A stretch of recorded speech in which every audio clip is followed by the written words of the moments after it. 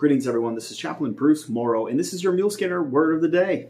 Back in 1989, after almost 30 years of socialist oppression, the East German people came to a misunderstanding that would change the course of their history forever. It all started with a man by the name of Günter Schabowski. He was a newly appointed spokesperson for the Communist Party, and one night was supposed to be a press conference where he was scripted to release the incremental changes to their border policy. That is the Berlin Wall.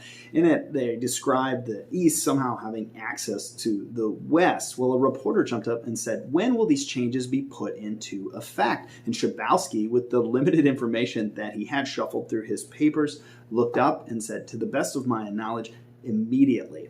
Now, that went into the news broadcasts the people heard, and that night, tens of thousands of East Germans that were hungry from freedom from behind the wall of the Iron Curtain went to the checkpoints of the Berlin Wall.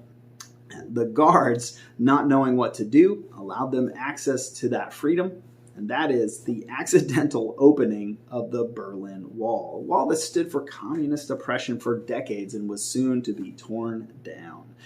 This explains the power behind misunderstanding and miscommunication. Now, this is a positive example, but many of us know the negative side effects of such things in our lives because communication is so important. And at our best, we're meant for community. So I want to encourage you to know that in our lives of community, we can be greatly benefited from pursuing shared understanding. Well, how do we get better at understanding and communicating? We'll know that communication is a two-way street.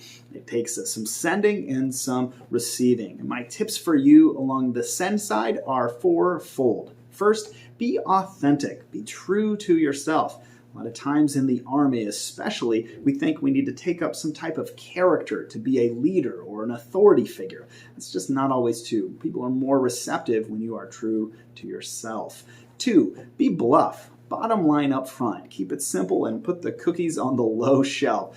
3, make sure you explain the significance and reasoning behind your message. And 4, be present in your communication. It's yours. Let people know the value behind it.